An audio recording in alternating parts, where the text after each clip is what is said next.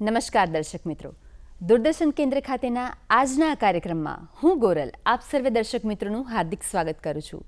દર્શક મિત્રો, સાંપ્રત સમયમાં મનોવિજ્ઞાનની મહત્વતા અથવા તો આપણે એવું કહી શકીએ કે મનોવિજ્ઞાનનું આગવું મહત્વ અથવા તો આનંદનું મનોવિજ્ઞાન, તો આવા સરસ મજાના વિષય વિશે વાત કરવા માટે આપણે સ્ટુડિયો પર આમંત્રિત કર્યા છે પ્રોફેસર ડૉક્ટર તલ્લિકા ઝાલાવાડિયા મેડમને, કે જેઓને આ ફિલ્ડમાં 30 વર્ષથી વધુ વર્ષોનો અનુભવ છે અને જેઓ હજુ પણ આ જ ફિલ્ડ સાથે કાર્યરત છે. તો આવો તેમને મળીએ. મેડમ નમસ્તે. નમસ્તે મેડમ, અમને અને દર્શક મિત્રોને સૌ પ્રથમ એ જણાવો કે હેપીનેસ એટલે શું? ચોક્કસ. હેપીનેસ એટલે ખુશી જે વ્યક્તિની અંદર સમાયેલી છે, એટલે વ્યક્તિની આંતરિક લાગણીને આપણે હેપીનેસ તરીકે ઓળખી શકીએ. કેમ કે ખુશી ઇન્ટરનલ અનુભૂતિ છે, પણ એનું બહાર એક્સપ્રેશન આપણે કરી શકીએ છીએ. એટલે લોકો જોઈ શકે છે કે આ વ્યક્તિ છે એ હેપી છે. તો હેપીનેસ આપણી આંતરિક લાગણી છે. આજના સમયમાં આપણે જોઈએ તો હેપીનેસ એ દુર્લભ થતી જાય છે. એટલે કે ખુશી, નાની નાની વસ્તુઓમાં લોકોને ખુશી નથી મળતી. પહેલાં આપણે કોઈ પણ એક બાળકને ચોકલેટ આપતા, ચોકલેટ નાનકડી હોય પણ એના મોઢાના એક્સપ્રેશન, એ ખુશી જે આજે આપણે કોઈના ચહેરા પર જોવા માટે તરસતા હોઈએ છીએ. તો મેડમ, આવી દુર્લભ થયેલી વસ્તુ ફરી પાછી લાવવી હોય, એ ફરી નાનકડી ચોકલેટમાંથી ખુશી આપણે જોઈતી હોય તો આપણે શું કરવું જોઈએ? સૌથી પહેલાં બાળકમાં વંચિતતા ઉત્પન્ન કરવી પડશે. કેમ કે બાળકને જ્યારે વસ્તુ મળતી નથી, એ વસ્તુ મળે તો ખુશી મળે. પણ અત્યારનો સમય એવો છે કે દરેક માતા પિતા શું કરશે કે પહેલાં વસ્તુ આપી દેશે અને પછી ખુશી શોધશે, તો એ મળતું નથી. તો બાળકને માગ્યા પહેલાં પીરસવાનું બંધ કરો, જેથી કરીને બાળક એ વસ્તુની કિંમત કરતો થાય અને વસ્તુ બાળકમાં હેપીનેસ ઉત્પન્ન કરી શકે. તમે જોઈ શકો છો કે બાળકને જે વસ્તુ ખાવાની ઈચ્છા છે એ રોજે રોજ બનતી નથી, પણ જ્યારે બનશે ત્યારે એના ચહેરા ઉપર એ ખુશી આપણે જોઈ શકીએ છીએ. તો આપણે એવું કરવું જરૂરી છે કે હેપીનેસ લાવવા માટે સૌથી પહેલાં વ્યક્તિએ માંગ્યા વગર પીરસવું નહીં. આજે બધું આસાનીથી મળી જાય છે, એ આસાનીથી મેળવવાનું બંધ કરાવીએ અને પ્રયત્ન દ્વારા એને જો પ્રાપ્ત કરતા શીખવીએ તો એનામાં એ ખુશી બમણી થઈ જશે. તો ખુશી મેળવવા માટે વ્યક્તિએ આ કામ કરવું જરૂરી છે. આજકાલની ફાસ્ટ લાઈફમાં દરેક જગ્યાએ પહોંચવાની દોડાદોડીમાં લોકોને એટલો બધો પોતાના જીવનમાં અંગત વ્યક્તિઓ સાથે પણ એટલો સ્ટ્રેસ થાય છે કે નાની નાની વસ્તુઓમાંથી, નાની નાની મોમેન્ટ્સમાંથી એ લોકો ખુશીઓ જનરેટ કરતા જ ભૂલી ગયા છે. અથવા તો એવું કહી શકીએ કે ખુશી જનરેટ થઈ તો બસ એ માત્ર ક્ષણિક હોય છે.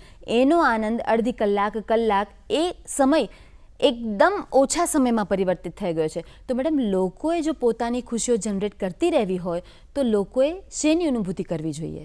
લોકોએ પોતાની ખુશીની અનુભૂતિ કરવા માટે સૌથી પહેલો સંતોષ મેળવવો જરૂરી છે. આજે લોકો એક વસ્તુ મેળવશે પછી બીજી વસ્તુ પાછળ ભાગદોડ કરે છે, પણ જે છે એમાં ખુશી મેળવવા માટે એ પ્રયત્ન કરતા નથી. એટલે આજે પરિવર્તનશીલ જમાનો છે, બરાબર છે, પણ પરિવર્તનશીલતા સાથે તમે તમારી ખુશીને ત્યાગવાને બદલે તમે જે છે એનો આનંદ માણતા શીખો. તો પરિવર્તન સાથે નવું લાવવું જોઈએ, પણ જે છે એને પહેલાં માણો, પછી નવી વસ્તુ પાછળ દોડવાની ઘેલછા કરો. આજે પોતાને કાર છે એની ખુશી વ્યક્તિ નથી લેતી, પણ બાજુવાળાની કાર છે એની ખુશી મેળવવા પ્રયત્ન કરે છે. તો આ પ્રયત્ન બંધ કરી અને તમારી કારનો સંતોષ માણો. તમારી પાસે જે છે એની વિશે જાણો, તમને જાણો, સ્વને જાણો અને પછી પરને જાણશો તો તમે તમારી ખુશીઓને કાયમ રાખી શકશો. તો તમે તમારી નાની નાની વસ્તુઓમાંથી તમે આનંદ ઉપાડી શકશો. પણ લોકો છે એ પોતાના વિશે ઓછું જાણે છે, બીજા વિશે વધુ જાણવા પ્રયત્ન કરે છે. એટલે ન પોતે ખુશ રહી શકતો, ન બીજાને પણ ખુશ રહેવા દેતો. એટલે ખુશી જનરેટ કરવી હોય તો વ્યક્તિએ સ્વ અને પરની સમજ મેળવવી જરૂરી છે. આજના સમયમાં ખરેખર નાના બાળકોને સમજાવવું બહુ જ જરૂરી છે કે પોતે જ્યાં જન્મ્યા છે, પોતે ગોલ્ડન સ્પૂન લઈને જન્મ્યા છે એવું કહીએ તો કંઈ ખોટું નથી. કારણ કે એના માતા પિતા, એના દાદાએ, એના દાદીએ કેટલો સંઘર્ષ કરી અને આ પોતાનું જે ઘર છે ઊભું કર્યું છે, દરેક એમ્યુનિટીઝ. પણ આપે જેમ વાત કરી, બાળક પોતાના મિત્રને ત્યાં જાય છે અને જુએ છે કે એને તો આ કાર છે, એને આ ફ્રીજ છે, એને બેડ આ પ્રકારનો છે, એનો પોતાનો પર્સનલ બેડરૂમ છે, તો બાળક પણ એ પ્રકારની ઈચ્છા આવી અને વ્યક્ત કરે છે. તો દરેક સમયે જે આ અસંતોષની લાગણી જન્મતી જાય છે, એ પછી બાળકમાં હોય, એના પેરેન્ટ્સમાં હોય કે દરેક વ્યક્તિમાં હોય, તો આ અસંતોષની લાગણી ઘટાડી અને વ્યક્તિ એ જ લાગણીમાંથી સંતોષ મેળવી અને જો ખુશીઓ જનરેટ કરતું થઈ જાય તો કદાચ પોતાના જ પ્રશ્નો પોતે જ હલ કરી શકે એવું બને. સંતોષ ત્યારે મેળવી શકે કે જ્યારે એને સમજ આપવામાં આવે કે ભાઈ આપણી પાસે જે છે એ જ છે, એથી વિશેષ તું કહીશ એ આવી શકશે નહીં. તો એ જે સમજૂતી માતા પિતા આપતા નથી, આપણે જોઈએ છીએ કે એમની પાસે કેપેસિટી નથી છતાં પણ બીજા પાસેથી લઈને પોતાના બાળકની ઈચ્છા પૂરી કરવા માટે પ્રયત્ન કરે છે. તો આ ઈચ્છા પૂરી કરવા જરૂરી છે, પણ કેટલી કરવી એ દરેક માતા પિતાએ સમજવું પડશે. કેમ કે અત્યારનો સમય એવો છે કે મા બાપ એવું વિચારે છે કે મારે એક જ સંતાન છે, બધાના માટે એક જ છે સંતાન, પણ એ સંતાન સંસ્કારી, સારું બને અને એ પોતાની પાસે જે છે એમાં આનંદ ઉઠાવે, એ માટે માતા પિતાએ જ એને સમજ આપવી પડશે. તો આ સમજ એ ત્યારે આપી શકે કે જ્યારે પોતે પણ સ્વને સમજી શકે, પરને સમજી શકે. તો ખુશી બાળકને આપવા માટે થઈને સૌથી પગથિયું પહેલું છે ઘર. ઘરથી જ એ પોતાની ખુશીને પામી શકશે. નાની નાની વસ્તુઓ કે મોટી વસ્તુઓની લોકોમાં આજકાલ એટલી હેપીનેસ જ નથી, એટલી ખુશી જ નથી. પોતાનો બર્થડે હશે, એનિવર્સરી હશે તો એ એક દિવસ પૂરતું જ સીમિત છે. સવારે ઉઠે ત્યારથી શરૂ થયું, રાત્રે 12 વાગે એ પૂરું થયું. લોકોના મેસેજીસ આવ્યા અને રિપ્લાય કર્યા અને ખુશી પૂરી થઈ. નવી કાર લીધી, જ્યાં સુધી કોંગ્રેચ્યુલેશન્સના મેસેજ ચાલે છે, પાછું એ કાર જૂની થવા માંડી, ખુશી પૂરી થઈ ગઈ. તો કોઈ પણ પ્રકારના આનંદને લાંબા સમય સુધી જો ટકાવવો હોય તો વ્યક્તિએ કયા પ્રકારના પ્રયત્નો કરવા પડે એના વિશે વાત કરશો. વ્યક્તિએ આવા વખતે નકારાત્મક જે લાગણીઓ એની છે એ લાગણીઓને શું કરવું પડશે? ઘટાડવું પડશે.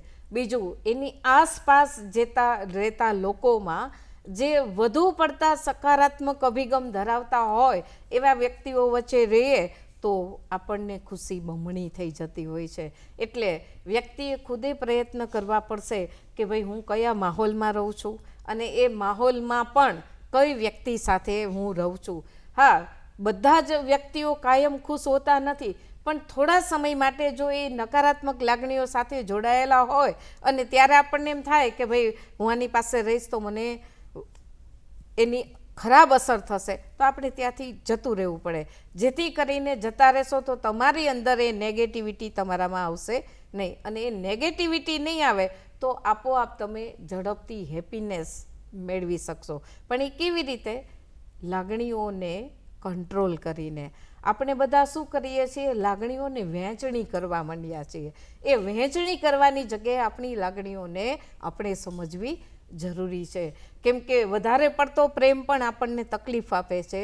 તો એવી જ રીતે વધારે પડતી ઇમોશનલ એટેચમેન્ટ લોકો સાથે કર્યું હોય તો એ આપણી ખુશીમાં હંમેશા રૂકાવટ ઉત્પન્ન કરે છે.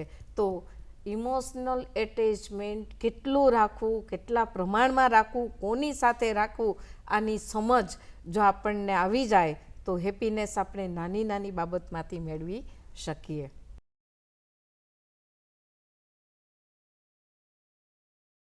મેડમ, જિંદગી દરેક સમયે, દરેક પરિસ્થિતિમાં દરેક વ્યક્તિ માટે એક ચુનૌતી હોય છે.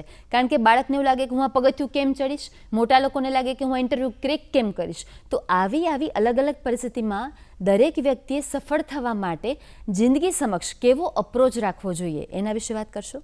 પોઝિટિવ એપ્રોચ સાથે કોઈ પણ કામ શરૂ કરવું જોઈએ. આજે લોકો મારાથી નહીં થાય તો ત્યાંથી સ્ટાર્ટ કરે છે અને નહીં થાય એ શબ્દ આપણા મગજની અંદર નકારાત્મક લાગણીનું સર્જન કરે છે. હંમેશા થઈ જશે, હું પ્રયત્ન કરીશ, આવા જો પોઝિટિવ વાઇબ્સ આપણે છોડીએ તો આપણા શરીરની અંદર જે હોર્મોનલ્સ ઇન્ટરનલ છે એના સ્ત્રાવમાં પણ ચેન્જીસ આવે અને એ જે ચેન્જીસ આપણને નવું કરવા માટેની પ્રેરણા આપે છે. આપણે કહેવત છે ગોરલ, જેવું અન્ન એવું મન, એવી જ રીતે જેવા વિચારો એવું આપણું વર્તન. તો વિચાર જ જો નેગેટિવથી શરૂ કર્યા તો પછી આપણને ખુશી પ્રાપ્ત થઈ શકતી નથી, આપણે ગોલ જે રાખ્યો છે એ પ્રાપ્ત થઈ શકતો નથી. તો એ ગોલ મેળવવા માટે હંમેશા પોઝિટિવિટીથી જ સ્ટાર્ટ કરવું કે મારાથી થઈ જશે, હું પ્રયત્ન કરીશ, બીજાની મદદથી સમજીને પણ હું કરી શકીશ. જો આ એપ્રોચથી વ્યક્તિ આગળ વધે તો 100% વ્યક્તિ છે એ પોતાની ખુશીઓ સાથે કોઈ પણ પગથિયા આગળ વધી શકશે. મેડમ, હવે ખાસ પૂછવાની ઈચ્છા થાય કે હેપીનેસનો પ્રભાવ શેના પર પડે છે? કે આપણને એમ થાય કે હેપીનેસ, ખુશીનો પ્રભાવ ક્યાંય પડતો હશે? ના, 100% પડે. સૌથી પહેલો પ્રભાવ આપણી માનસિક સુખાકારી ઉપર પડે છે. કોના ઉપર પડે છે? વ્યક્તિની પોતાની માનસિક સુખાકારી ઉપર. હવે માનસિક સુખાકારી શું છે? તો કે મનનો આનંદ.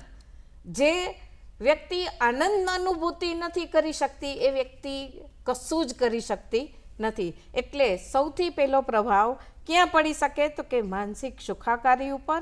બીજો પ્રભાવ શારીરિક સ્વાસ્થ્ય ઉપર. હવે જેના જીવનમાં કાયમ દુઃખ જ હોય અથવા તો ગુસ્સો હોય, ક્રોધ હોય, તો એ વ્યક્તિનું શારીરિક સ્વાસ્થ્ય પણ નબળું પડતું જાય છે. આવી વ્યક્તિ સામાજિક સંબંધો પણ સારી રીતે બાંધી શકતા નથી. તો જે વ્યક્તિ હેપી છે એના સોશિયલ રિલેશન પણ ખૂબ સારા હોય છે. એટલે હેપીનેસનો પ્રભાવ માનસિક સુખાકારી ઉપર, શારીરિક સ્વાસ્થ્ય ઉપર, તમારા સામાજિક સંબંધો ઉપર અને તમે જ્યાં વર્ક કરો છો એ વર્ક પ્લેસ ઉપર પણ પડે છે. કેમ કે વર્ક પ્લેસ ઉપર જો તમે દુઃખિત અવસ્થામાં જાઓ છો તો કોઈની સાથે ઝઘડા થઈ જાય છે. તો એ ઝઘડા ન થાય એના માટે પણ આપણે હેપીનેસ રાખવી જરૂરી છે. એટલે હેપીનેસનો પ્રભાવ આપણી સાથે જોડાયેલા તમામ પાસાઓ સાથે પડે છે. મેડમ, એટલે આપનું કહેવાનું છે કે આપણી હેપીનેસની શરૂઆત થાય છે એક નાનકડી સ્માઇલથી. જો સ્માઇલથી દિવસ શરૂ કર્યો, આપણને સામે મળતા લોકોને સ્માઇલ આપી, તો ધીમે ધીમે એ પોઝિટિવ વાઇબ્રેશન્સ આપણા બીજા સુધી અને બીજાના આપણા સુધી પહોંચશે અને આખું એન્વાયરમેન્ટ પોઝિટિવ અને હેપી બની રહેશે. તો મેડમ, હવે હેપીનેસ વધારવા માટે વ્યક્તિ જ્યારે જાણે છે કે હું હેપી નથી રહી શકતો, અમુક સિચ્યુએશન એવી આવે છે કે જે મને નારાજ કરી મૂકે છે, તો એ પોતાની હેપીનેસ વધારવા માટે કેવા પ્રયાસો કરી શકે? સૌથી પહેલું નકારાત્મક લાગણીઓ દૂર કરી સકારાત્મક લાગણીઓમાં વધારો કરવો. જે વ્યક્તિ સકારાત્મક લાગણીઓમાં વધારો કરશે એ પોતે તો ખુશ રહેશે, આસપાસની વ્યક્તિઓમાં પણ એ પોતાની ખુશીઓ બાંટશે.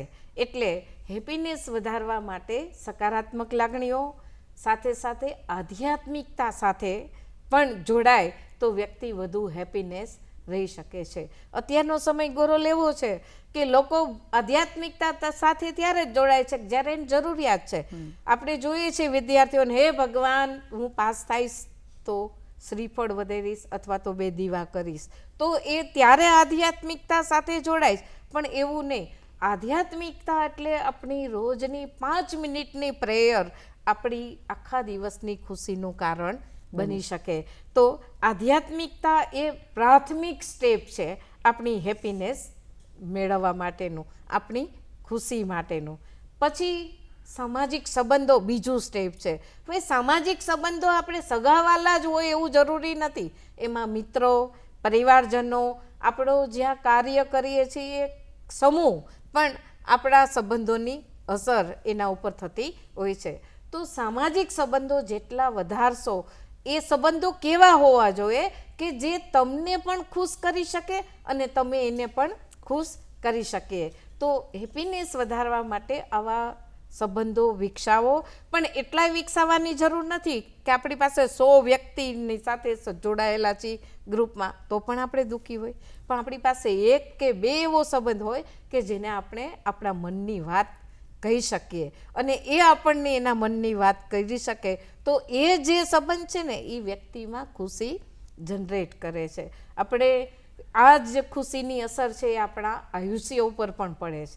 એક અભ્યાસ થયો છે હાર્વર્ડ યુનિવર્સિટીમાં. લગભગ આ અભ્યાસ 40 વર્ષ સુધી ચાલ્યો અને એ અભ્યાસમાં એવું જોવા મળ્યું કે જે સકારાત્મક લાગણીઓ સાથે રહીને વર્તન કરે છે એ વ્યક્તિઓનું આયુષ્ય વધુ હોય છે. આવું જ આપણે જોઈ શકીએ કે જે વ્યક્તિ વધુ દુઃખી હોય ને એ વ્યક્તિ છે એ આયુષ્ય પોતાની જાતે ઓછું કરે છે, પણ સુખી અવસ્થા છે એ વ્યક્તિના આયુષ્ય દરમાં શું કરે છે? વધારો કરે છે. કેમ કે દુઃખી અવસ્થામાં બોડીના હોર્મોન્સ ચેન્જ થાય છે એટલે જુદા જુદા રોગોનો વ્યક્તિ ભોગ બને છે. તો એ ભોગ ન બનવો હોય તો આપણે થોડી આધ્યાત્મિકતા, થોડુંક સોશિયલ સપોર્ટ, થોડુંક આપણે પૈસાના લેવલને નીચું રાખવું.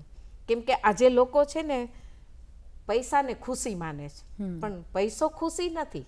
પૈસો તો આજ છે ને કાલ નથી, પણ ખુશી છે ને એ આપણી સાથે જોડાયેલા વ્યક્તિઓથી આપણને પ્રાપ્ત થાય છે. એટલે કેટલાક લોકો એવું માને હું ગોલ્ડ મેડાલિસ્ટ છું, હું બહુ ખુશ છું, પણ વાસ્તવમાં જો એમને ઘેર જઈને તપાસ કરો તો આપણને ખ્યાલ આવે કે એ ભાઈ ખાલી દેખાવે ખુશ છે પણ ઇન્ટરનલ લાઈફમાં એની ખુશ નથી. તો ખુશીને પૈસા કે શિક્ષણ કે પદ કે હોદ્દો એની સાથે જોડવાની જગ્યાએ વ્યક્તિએ પોતાના સમજ સાથે જો જોડે તો વ્યક્તિ આપોઆપ પોતાની જાતમાં ખુશી જનરેટ કરી શકશે.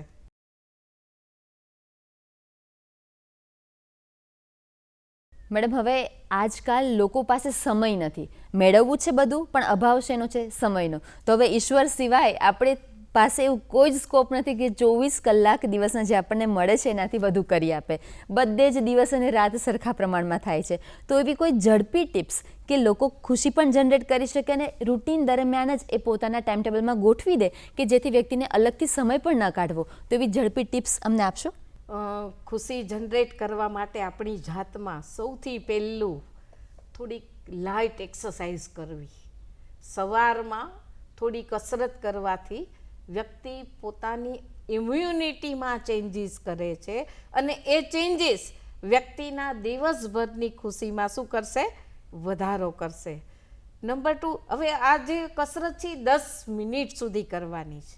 પછી બહુ જેને કંઈ થાકી જાય, પરસેવો પડે એવી નહીં, પણ લાઇટ મુવમેન્ટ વ્યક્તિએ પોતાના શરીરને જો આપે તો વ્યક્તિ પોતે ખુશ રહી શકે. બીજું, કૃતાર્થ ભાવ અભિવ્યક્ત કરતા વ્યક્તિએ શીખવું જોઈએ. કૃતાર્થ ભાવ મતલબ કે એમને જે મળ્યું છે એનાથી એમને સંતોષ છે. બીજા કોઈએ તમારું કામ કર્યું તો એમનો પણ આભાર માનવો. જે વ્યક્તિ આવું વર્તન પોઝિટિવિટી આજુબાજુમાં ફેલાવશે તો એ વ્યક્તિ છે એ કૃતાર્થ ભાવના આધારે પોતાની હેપીનેસમાં વધારો કરશે. તમે અનુભવશો કે બાળકને ખીજાઈને 2-3 વાર તમે કહો તો ચોથી વારે બાળક તમારી પાસે આવતું નથી, પણ તમે બાળકને તે આજે બહુ સરસ કર્યું, તે આમ કર્યું, લે હું તને આપું, તો એ જે પોઝિટિવિટી છે એ પોઝિટિવિટી બાળકને આપી તો બાળક ખુશ થઈને આગળ વધી શકે છે, જતું રહેશે. પણ તમે કોઈને આભાર જ નથી માનતા તો તમે ખુશી જનરેટ કરી શકતા નથી. તો હંમેશા કોઈ પણ જગ્યાએ જાઓ, પછી તમે કારના સ્થળે હોય તો નાના માણસનો પણ આભાર માનતા શીખો તો તમારા અંદર પોઝિટિવિટી આવશે અને ખુશી જનરેટ થશે. ત્રીજી ટિપ્સ છે સ્મિત આપતા શીખો. આપણે ઘણાને જોઈ છે આમ મોઢું ચડાવીને અથવા તો આમ સ્માઇલ વગર જતા રહે, તો સ્મિત પણ તમારી આસપાસના લોકોમાં પોઝિટિવિટી મોકલે છે. તો એ સ્મિત તમારી અંદર ખુશી, કેમ છો સામેવાળો તરત જ કહેશે, પણ મોઢું ચડાવેલું હશે તો સામેવાળો કંઈ નહીં કહે. તો આપણું સ્મિત એવું હોવું જોઈએ કે જેથી કરીને સામેવાળા લોકો છે એ સમજી શકે કે ભાઈ તો ખુશ છે. ચોથી ટેકનિક છે ઊંડા શ્વાસ લો. ઊંડો શ્વાસ સ્ટ્રેસ હોર્મોન રિલીફ કરે છે, બરાબર છે. સ્ટ્રેસનો જે કોર્ટિગો હોર્મોન્સ છે એ ઊંડા શ્વાસ લેવાથી રિલીફ થાય છે. તો ઊંડા શ્વાસ જ્યારે પણ ફ્રી બેસો ત્યારે તમારી એનર્જીને બૂસ્ટ કરે છે અને તમારી ખુશીમાં વધારો કરે છે. બીજું, આસપાસ પ્રસન્ન રહેતા લોકો વચ્ચે વધુ રહેવાનું શીખો, જેથી કરીને વ્યક્તિ છે એ ખૂબ આનંદની અવસ્થામાં જીવી શકે. બીજું, જે છે તમારી પાસે એનો સંતોષ માનતા શીખો. આ પણ એક ટિપ્સ છે કે ભાઈ મારી પાસે આ છે, વાહ વાહ બહુ સરસ છે, એની પાસે ભલે રહ્યું, મારે જરૂર નથી. તો જે મળ્યું છે એનો જો સંતોષ વ્યક્તિ માની શકશે તો એ આપોઆપ ખુશી પોતાની અનુભૂતિ કરી શકશે. મેડમ, હવે આપણી આ વાત દરમિયાન કોઈ પણ વ્યક્તિને, આપણને જે જોનાર દર્શક મિત્રો છે, એમને એવું થયું કે મારે પણ જાણવું છે કે મારી હેપીનેસનું લેવલ કેટલું છે, શું હું જીવનમાં ખુશ છું કે નથી, અથવા છું તો કેટલા અંશે. તો આવી કોઈ ક્વેશ્ચનર કે આવી કોઈ ટેકનિક છે કે જેના દ્વારા વ્યક્તિ પોતાની હેપીનેસનું લેવલ જાણી શકે? મનોવિજ્ઞાનની અંદર આવા પીએચડીમાં વિષયો અમે લેતા હોય છે કે વિદ્યાર્થીઓ લોકો વચ્ચે જઈ અને લોકોમાં કેટલી હેપીનેસ છે, એનું પ્રમાણ કેટલું છે એ માપવા માટે જુદી જુદી સ્કેલો આજે પ્રાપ્ત છે. અને આ સ્કેલો છે એના મેન્યુઅલ પ્રમાણે કામ કરે છે કે વ્યક્તિમાં ખુશીનું લેવલ કેટલું છે, અને એ લેવલ જાણ્યા પછી વ્યક્તિને સજેશન આપી શકાય છે કે ભાઈ તમારામાં આ લેવલ આટલું છે તો તમે આવું આવું કાર્ય કરશો તો તમારી ખુશીના લેવલને વધારી શકશો. તો આવા સ્કેલો આજે મનોવિજ્ઞાન વિષયના ઉપલબ્ધ છે, જે ઘણી બધી જગ્યાએ છે, અને એના અભ્યાસ આધારે આપણે ખુશીના લેવલને લોકોનું માપી શકીએ છીએ. એટલું જ નહીં, સ્ટેટિસ્ટિકલ એનાલિસિસ પણ કરી શકીએ છીએ, અને આ એનાલિસિસ લગભગ વ્યક્તિના વ્યક્તિત્વની સમજમાં ખૂબ મહત્ત્વની ભૂમિકા ભજવે છે. એટલે આવા સ્કેલો જે સ્ટાન્ડર્ડાઇઝ કરેલા હોય છે, જેની વેલિડિટી હોય છે, અને એ સ્કેલ આજે અસ્તિત્વમાં છે જે વર્ષો પહેલાં નહોતા.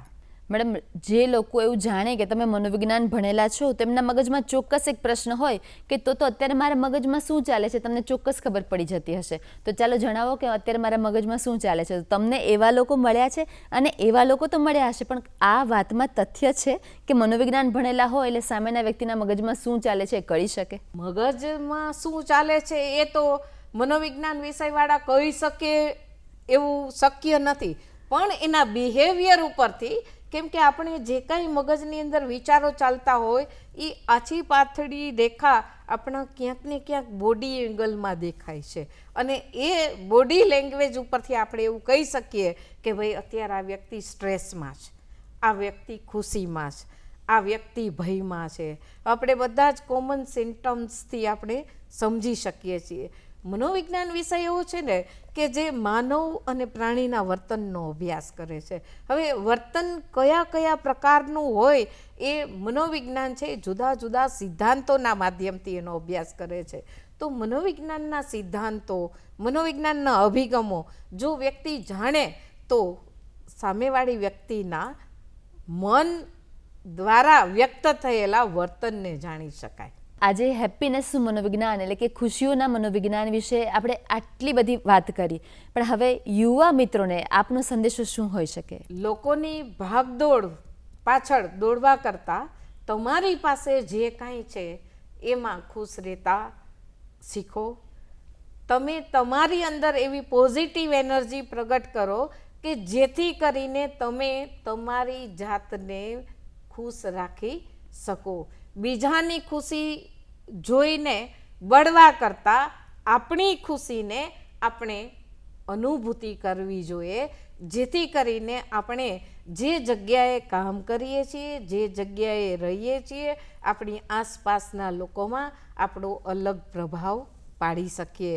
એટલે એટલું ચોક્કસ કહીશ કે યુવા મિત્રો, તમારી ખુશી તમારા જ હાથમાં છે, બીજાના હાથમાં નથી. તો એ તમારા હાથની ખુશીને વેડફવાની જગ્યાએ તેની સકારાત્મક લાગણીઓ સાથે અનુભૂતિ કરતા શીખો. અને એટલે જ મેડમ આપે જેમ વાત કરી કે કૃતજ્ઞતા પણ એટલી જ જરૂરી છે. કદાચ એટલે જ ફિલ્મ સ્ટારો છે કે જ્યારે કોઈ પણ વ્યક્તિને મળે છે એના ફેન્સને તો એટલા લાગણીપૂર્વક વ્યવહાર કરે છે કે વ્યક્તિને એમ થાય કે આંખની ઓળખાણ અત્યારે જ થઈ, અને એટલા માટે જ એ સિતારાઓ છે. આપણે એને કહીએ છીએ એની ઊંચી કક્ષા એટલા માટે છે કે લોકો જમીનથી જોડાયેલા છે. તો દરેક વિદ્યાર્થી, દરેક વ્યક્તિ જે ઊંચી પોસ્ટ પર પહોંચેલા છે એને જમીનથી પોતાના પગ અડાડી રાખવા જોઈએ. અને એટલા માટે જ કહીએ છીએ ને આપણે કે કોઈ પણ વ્યક્તિ, રતન ટાટાજી છે, બીજા એવા કેટલા બધા ઉદ્યોગપતિઓ છે કે જેના નામ આપણે લઈ શકીએ કે જે પોતાના એમ્પ્લોય માટે કેટલી નાની નાની બાબતો વિશે વિચારે છે. તો આ દરેક વસ્તુઓ ખુશી જનરેટ કરવામાં ખૂબ જ અગત્યનું છે. અને વ્યક્તિ માટે સેલ્ફ લવ ખૂબ જ અગત્યનો છે. વ્યક્તિ બીજાને જોઈને એવું જણાવે છે કે હું તો આવો દેખાઉં છું, કે હું તો આવું છું, મારી પાસે આ નથી, મારામાં આ કમી છે. પણ પોતાની કમી કરતાં પોતાની ખૂબીઓને જો જોશે તો પોતે આપોઆપ પોતાની જ ખુશી જનરેટ કરી અને બીજામાં પ્રવાહિત કરી શકશે. તો આપે આજે અમને સુંદર માહિતી આપી એ બદલ દૂરદર્શન કેન્દ્ર વતી આપનો ખૂબ ખૂબ આભાર. ધન્યવાદ.